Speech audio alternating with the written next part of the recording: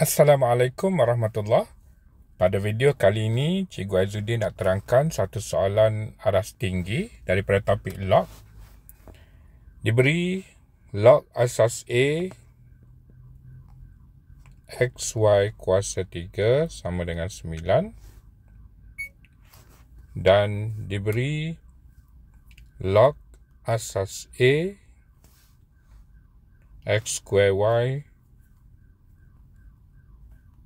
sama dengan 8. Jadi untuk selesaikan soalan macam ni, kita akan buat persamaan serentak untuk selesaikan log X dengan log Y dulu. Dan lepas tu baru kita boleh selesaikan X dengan Y.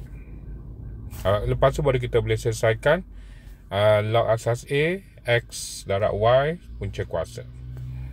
Jadi mula-mula cikgu akan gunakan hukum log.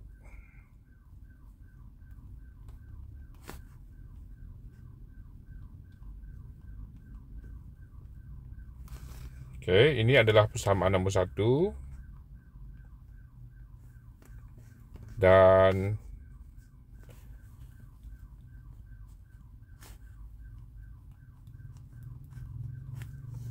buat benda yang sama dekat sini menggunakan hukum log. Okey, darab jadi tambah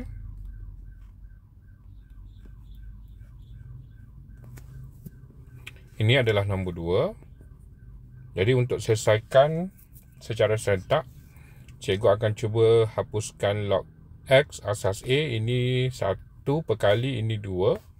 Jadi cikgu ambil nombor 1 darab dengan 2 supaya jadi 2 log X asas A tambah 6 log Y asas A sama dengan 18. Okay, sekarang cikgu akan eliminate log asas A untuk X. Ambil nombor 2 tolak nombor 3. So yang ini tolak yang ini akan hilang. Yang ini tolak ini, negatif 5 log Y asas A. 8 tolak 18, negatif 10.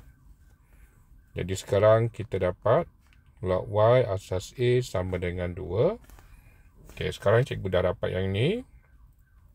Cikgu ganti balik dalam persamaan nombor 1 untuk selesaikan log X asas A sama dengan 9 tolak 3 log Y asas A. Yang mana log Y asas A kita sudah ada nilai 9 tolak 3 darab 2. Jadi dekat sini adalah 3.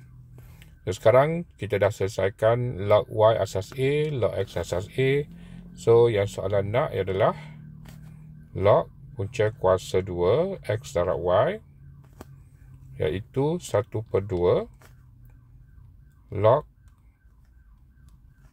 asas A X tambah darab jadi tambah log asas A Y. So 1/2 3 tambah 2.